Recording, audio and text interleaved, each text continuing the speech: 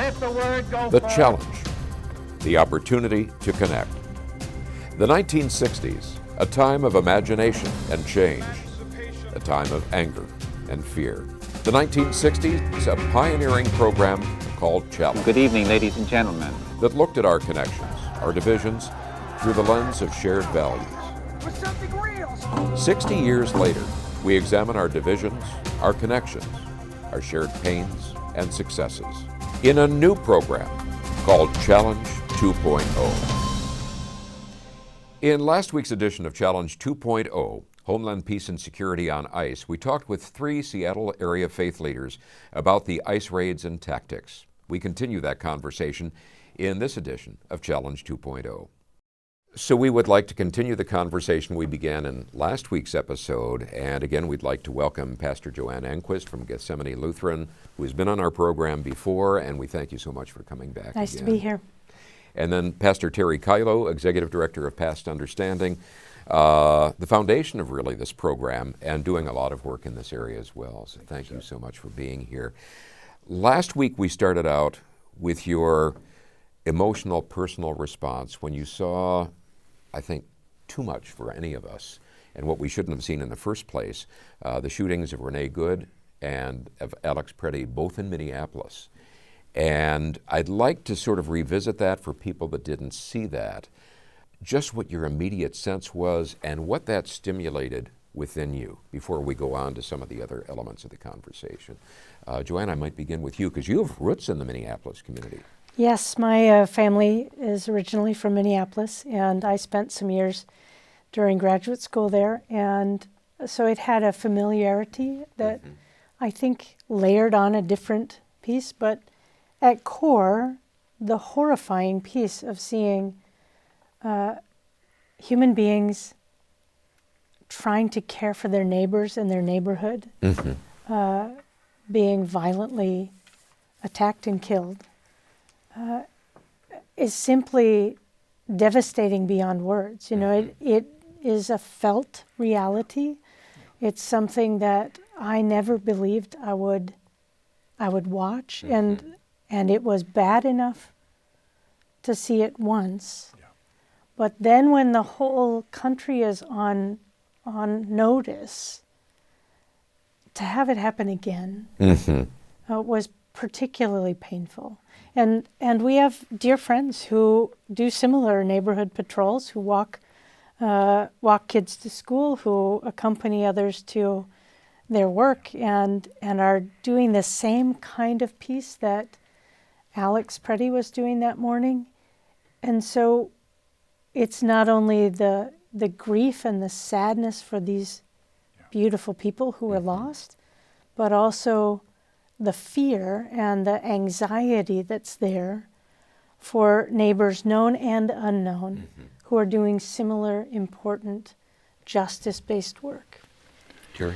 Yeah, and in building on what I said last week, I mean, it's just I can feel, I can hear those shots in my stomach, and I can hear the cries of the people, and I am devastated that in the moments after both situations, both shootings, first aid was not administered.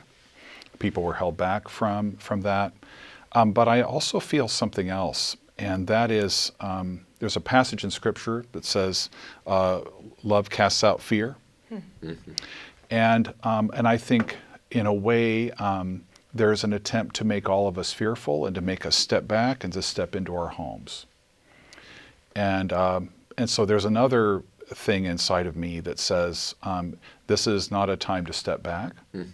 This is also a time to step forward and to step toward our neighbors. So I feel both of those very profoundly in my body. And you mentioned that attempt to engender fear and silence dissent. And there was a case where you had federal agents show up at somebody's doorstep simply because of a post that they put on social media. Yes, that's right. And we see that with journalists, and we've seen that with a lot of institutions in this country, you know, that have been told if you don't toe the line that the current administration wants you to toe, that they're going to use the full force of the federal government against your industry, against your institution, and that is an attempt, you know, to instill fear and to make us comply. The story of Martin Niemöller, who initially, from what I understand, that he had initially been supportive of the Nazis in Germany, began to look at not only the actions of Hitler, but also what was described as a radical right-wing fringe of Christianity in wanting to either rewrite or delete portions of the gospel because they didn't fit with their particular goals. He changed. He ended up getting jailed. Fortunately, lived beyond that. But I guess I'd ask both of you, are we at a Niemöller moment right now in terms of faith leaders not just dealing with this outside the pulpit, but in the pulpit and beyond? And whoever would like to tackle that first. I think certainly this is, it's an apt description to call this a Niemöller moment, in the sense that the continued rising attacks on groups, identities, is not, it's not by chance. It's, you know, we have seen the documents that lay out a plan that say, do this, and you can create greater dominance, right? So in this moment, as it was for Niemöller, it is important for individuals and communities, institutions to stand together and say, an assault on one is an assault on all of us. To go back to the idea of the common humanity that we share, that we not allow anyone to start saying that person, individual, group is somehow less or somehow beyond the scope of love. Now, the place that gets the hardest, for me anyway, is for the perpetrators of the violence these days. I had recently a group of immigrant neighbors in for an event that we were having, and someone had invited people that I didn't know to come, and they had assured the person, everyone is welcome here. And that was the phrase someone picked up on and said, this is what I'm experiencing here. And I said, that's great. And I also want to say, if Donald Trump showed up, I'd have a hard time welcoming him. Yeah. But I know, in fact, that my core conviction says I have a responsibility to pray for his well-being as well. I have a need to welcome even the person who appears to be my enemy. So we're either all human or none of us are. In the last century, as I've said on this program before, 260 million people were killed in genocides in the last century. In every one of those cases, groups or a group were said to be a threat, were said to be less than human, and that created a permission structure, a permission even for a period of reduced moral action, of setting aside normal moral or ethical guidelines to deal with this supposed threat. And it took a lot of people to participate in the murder of all those folk. It took a ton of folk. Folk had to step by step be convinced that what they love was under threat. And therefore it was important that it was allowed in this moment, even if they didn't like it, it was allowed to engage in that kind of horrific activity. We are being conditioned in the same way today. They were being conditioned in Germany in the 1930s, and based on anti-Semitism and lots of other stuff in the history of Germany and the history of Christianity. So based on all that, we are also being conditioned to say that everybody else is breaking the social contract, other people are a threat to us, and therefore it's okay to go along with a government that's going to say, hey, we're going to protect you from those people. And in those moments, faith leaders, community leaders, people of different philosophies have to decide, when is the moment that just, a short retreat is capitulation. When just giving in for the day is not about surviving, it's actually about supporting a broader kind of violence in the society, which then again takes over the entire community. And in the Confessing Church in Germany, they eventually realized that that there was a wholesale attack on the idea that there is one creator and one humanity, a wholesale attack on love of neighbor as you love yourself, a wholesale attack on the notion that people in other groups are also your neighbor. Because loving your neighbor is not about me just loving the person next to me. It's about one group recognizing the humanity of another group. And that moment came at that point, and they said, this is a moment where we have to set aside niceness or politeness in a way, and we have to be clear about the attack on love of God, love of neighbor, and the civil contract that makes a society possible. I believe we're in that moment right now. And so we've got to go. Each of you obviously have deep involvement in our community at different levels. What are you hearing, what are you seeing in terms of, as a result of these ICE raids and just even the threat of them, food insecurity, people not being able to get out and buy groceries or feeling concerned, being able to work or sending their children to school? What are you hearing on that? What are you seeing? Look, we're hearing reports that people in Minneapolis and in other cities, their kids are afraid to go to school. The kids who are at school are scared to learn, are too preoccupied to learn.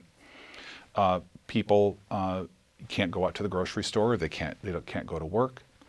And not only that, but their neighbors who love them are also preoccupied, are also not being able to do their jobs at the same level, or having to work different shifts to be able to be supportive of their neighbors.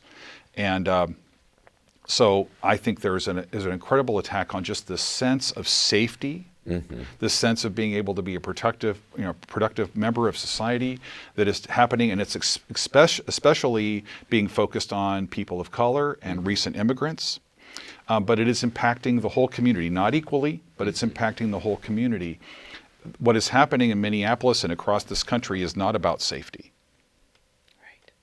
Right. They say that it is. Yeah. It is not about safety. It is actually about intimidation. Joanne, I know that Gethsemane and some larger groups that you're involved with have been actively packaging food and getting it out there. Tell us a little bit about that process and also what you're seeing the need for it.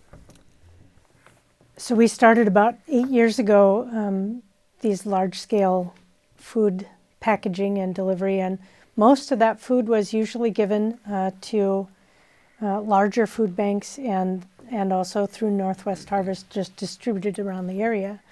In the last 2 years, what we've found is that we need to give more and more of that more directly to our neighbors, so that we distribute what I've come to think of as its own little underground railway kind of food bank, that we create mutual aid societies where we can get food delivered to people so that they can feed their families. We continue to work with schools where there are many kids that need the food sent home for the weekends for the rest of the family, Right. And so forth.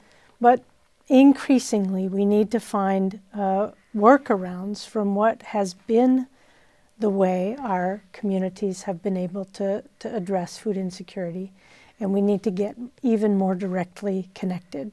Now, the good part of that is we are getting more directly connected so that we know our neighbors better than ever.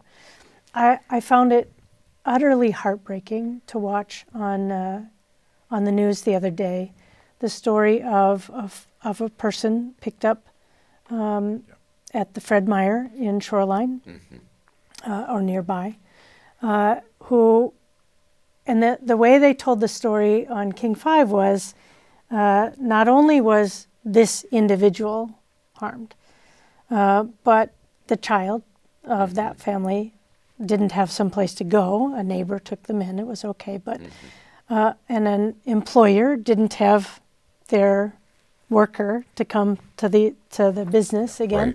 Right. And you start looking and you say, as Terry mentioned, it's not simply that individual or that family. It's how it ripples out because we're all part of a larger community.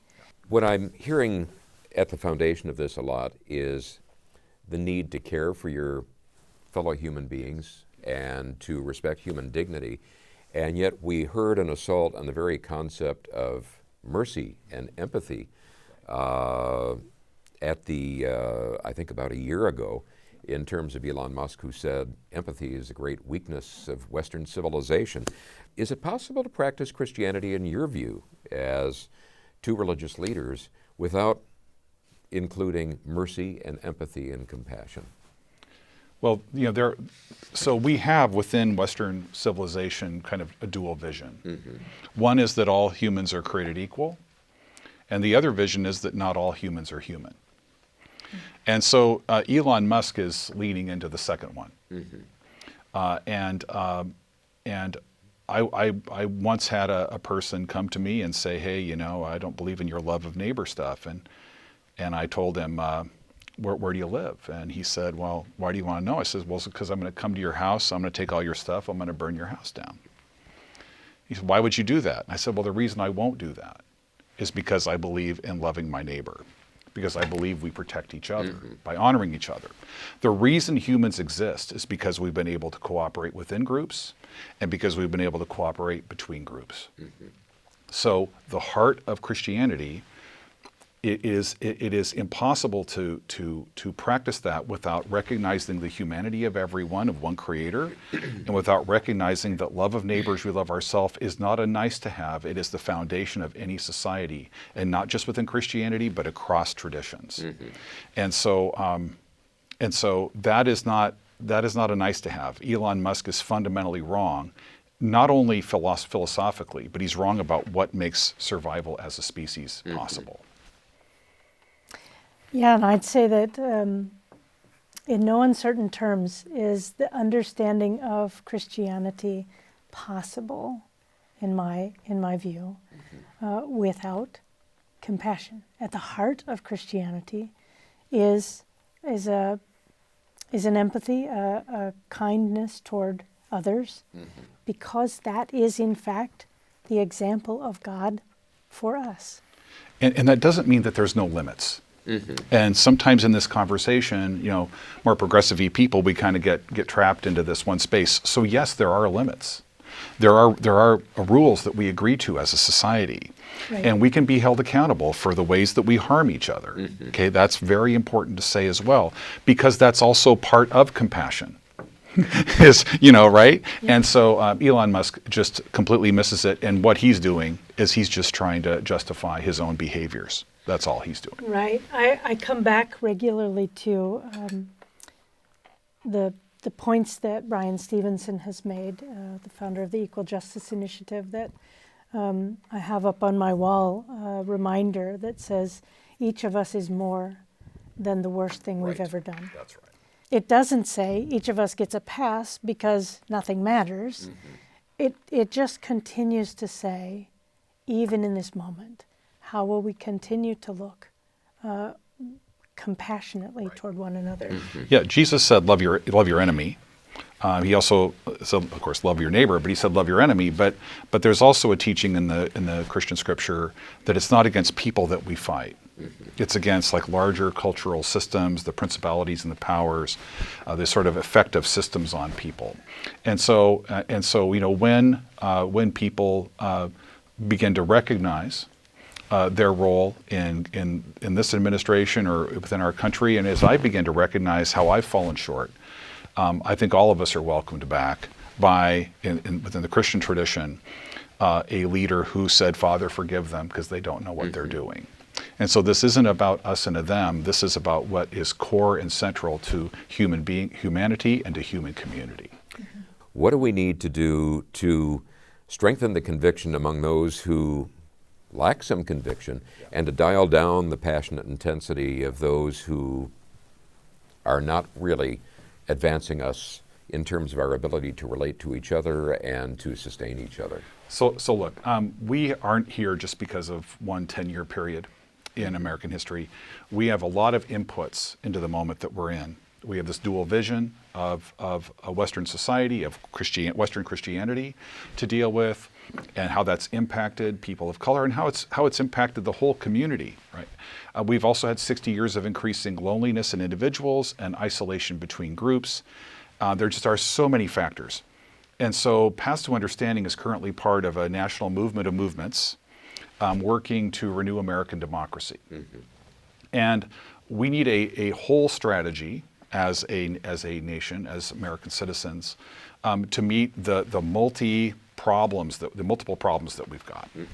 And so we would say that the vision that we want to move toward is a world where everyone belongs and everyone can thrive, no exceptions.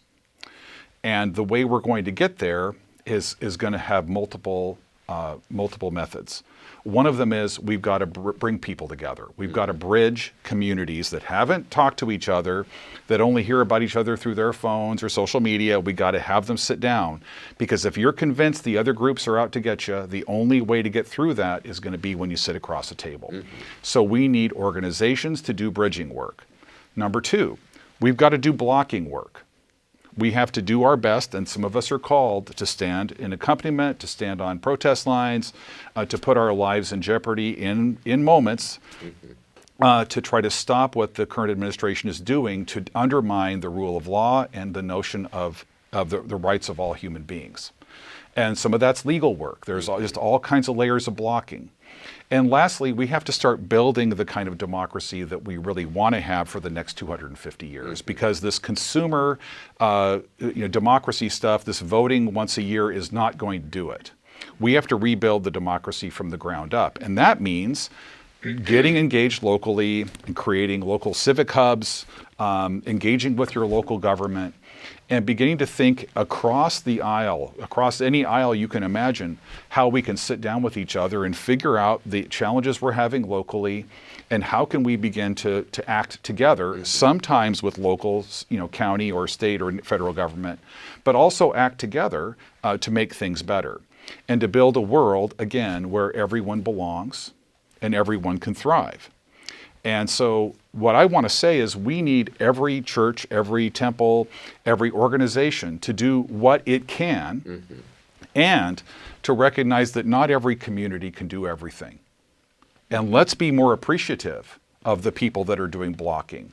Let's be more appreciative of the folks that are doing bridge building work and of building the civil society again from the ground up.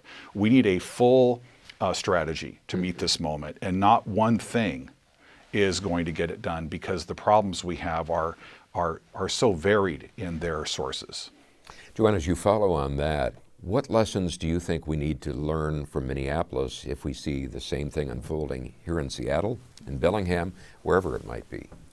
I think one of the pieces very much in line with what Terry was just saying is there are structural pieces that many of us will engage in, and there are very specific direct service pieces that others of us can do. Maybe we can do all of those things at different times in the course of a week. Make sure you get involved with, in Washington, to know your rights, to see what you can volunteer to help with. There are community events through Northwest Immigrant Rights Project that you can involve yourself in direct service, get on mutual aid lists, so forth. It's coming. It is. It's coming here. And to some degree already it is here.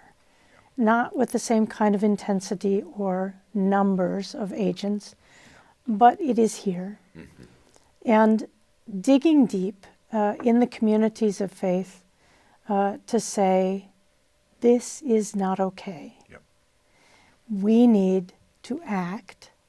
So religious leaders are hearing that as we gather together to say, how can we do that? And then also really listening, I think, for those in our midst who are saying, this is what I need.